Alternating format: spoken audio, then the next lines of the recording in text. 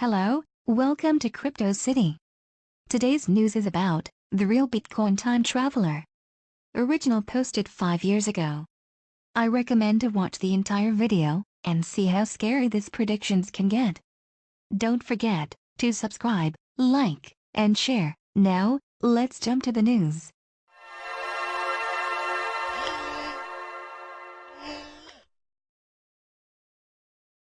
I am sending this message from the year 2025. Things are looking bleak here, and some of you will carry blood on your hands. Please move on if you don't believe me. I have no way of proving I'm going to tell you. I don't want to waste your time, so I'm merely going to explain what happened and its consequences. The value of Bitcoin has increased by about a factor 10, on average, every year until 2013. 10 cents in 2010. $1 in 2011.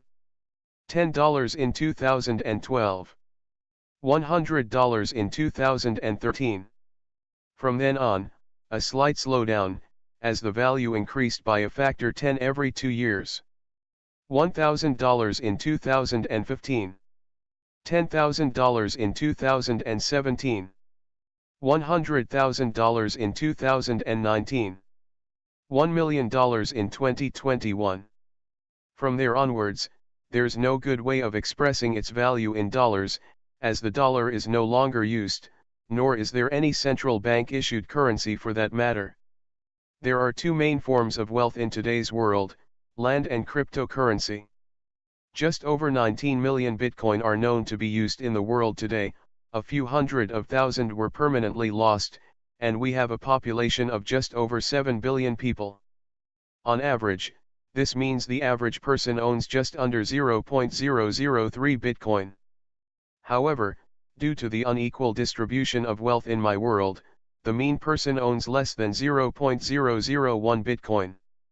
That's right, most of you reading this today are rich if you didn't lose your wallet.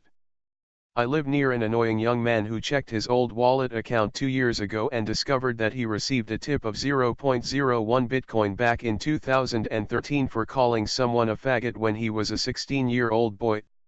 Upon making this discovery, he bought an airline ticket, left his house without telling anyone, and escaped to a citadel. What is a citadel, you might wonder? Well, by the time Bitcoin reached $1 million, services began to emerge for the Bitcoin rich to protect themselves as well as their wealth. It started with expensive safes, then began to include bodyguards, and today, earlies, our term for early adapters, as well as those rich whose wealth survived the transition, live in isolated gated cities called citadels, where most work is automated. Most such citadels are born out of the fortification used to protect places where Bitcoin mining machines were located. The company known as ASIC Miner is known here as a city where Mr. Friedman rules as a king. In my world, soon to be your world, most governments no longer exist, as Bitcoin transactions are done anonymously and thus governments can't enforce taxation on their citizens. Exchanges of services are nearly all online, totally decentralized and anonymous. Most of the success of Bitcoin is due to the fact that Bitcoin turned out to be an effective method to hide your wealth from the government. Whereas people entering rogue states like Luxembourg, Monaco, and Liechtenstein were followed by unmanned drones to ensure that governments know who is hiding wealth, no such option was available to stop people from hiding their money in the blockchain. Governments tried to stay relevant by buying Bitcoins. This made the problem worse, as it increased the value of Bitcoin further. Governments did so in secret, of course, but the Generation Snowdens have become greedy government employees who transferred Bitcoin to their own private wallet, and escaped to anarchic places where no questions are asked as long as you can cough up some crypto. The 4 institutions with the largest still accessible Bitcoin balance are believed to be as following. ASIC Miner, 50,000 Bitcoin. The IMF's Currency Stabilization Fund, 70,000 Bitcoin. Government of Saudi Arabia, 110,000 Bitcoin. The North Korean government, 180,000 Bitcoin. Economic growth today is about -2% per year. Why is this? If you own more than 0.01 Bitcoin, chances are you don't do anything with your money. There is no inflation, and thus no incentive to invest your money. Just like the medieval ages had no significant economic growth, as wealth was measured in gold, our society has no economic growth either, as people know their 0.01 Bitcoin will be enough to last them a lifetime. The fact that there are still new Bitcoin released is what prevents our world from collapse so far it seems, but people fear that the decline in inflation that will occur during the next block halving may further wreck our economy. What happened to the Winklevoss twins? They were among the first to die. After seeing the enormous damage done to our society, terrorist movements emerged that sought to hunt down and murder anyone known to have a large balance of Bitcoin, or believed to be responsible in any way for the development of cryptocurrency. Ironically, these terrorist movements use Bitcoin to anonymously fund their operations. Most people who own any significant amount of Bitcoin no longer speak to their families and lost their friends, because they had to change their identities. There have also been a few suicides of people who could not handle the guilt after seeing what happened to the bag holders, the type of skeptical people who continued to believe it would eventually collapse, even after hearing the rumors of governments buying Bitcoin. Many people were taken hostage, and thus, it is suspected that 25% of the Bitcoin riches actually physically tortured someone to get him to spill his wallet. Why didn't we abandon Bitcoin, and move to another system? Well, we tried of course. We tried to step over to an inflationary cryptocurrency, but nobody with an IQ above 70 was willing to step up first and volunteer.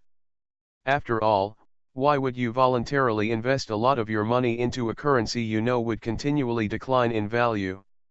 The thing that made Bitcoin so dangerous to society was also what made it so successful.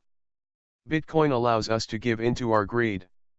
In Africa, surveys show that an estimated 70% of people believe that Bitcoin was invented by the devil himself.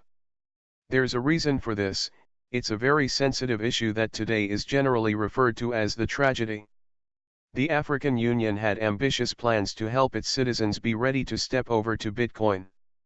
Governments gave their own citizens cell phones for free, tied to their government ID, and thus governments sought to integrate Bitcoin into their economy. All went well, until the tragedy happened. A criminal organization, believed to be located in Russia, exploited a hardware fault in the government-issued cell phones.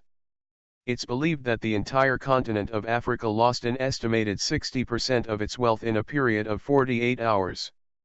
What followed was a period of chaos and civil war, until Saudi Arabia and the North Korean government, two of the world's major superpowers due to their authoritarian political system's unique ability to adapt to the Bitcoin challenge, divided most African land between themselves and were praised as heroes by the local African population for it. You might wonder, what is our plan now? It's clear that the current situation can't last much longer, without ending in a nuclear holocaust. I am part of an underground network, who seek to launch a coordinated attack against the very infrastructure of the Internet itself. We have at our disposal about 20 nuclear submarines, which we will use to cut all underwater cables between different continents. After this has been successfully achieved, we will launch a simultaneous nuclear pulse attack on every densely population area of the world. We believe that the resulting chaos will allow the world's population to rise up in revolt, and destroy as many computers out there as possible, until we reach the point where Bitcoin loses any relevance. Of course, this outcome will likely lead to billions of deaths. This is a price we are forced to pay, to avoid the eternal enslavement of humanity to a tiny elite. This is also the reason we are sending this message to your time. It doesn't have to be like this. You do not have to share our fate. I don't know how, but you must find a way to destroy this God-forsaken project in its infancy. I know this is a difficult thing to ask of you. You believed you were helping the world by eliminating the central banking cartel that governs your economies. However, I have seen where it ends. I hope you liked this video, and me, of course. Please don't forget to like and share this video. See you on next videos. Kisses.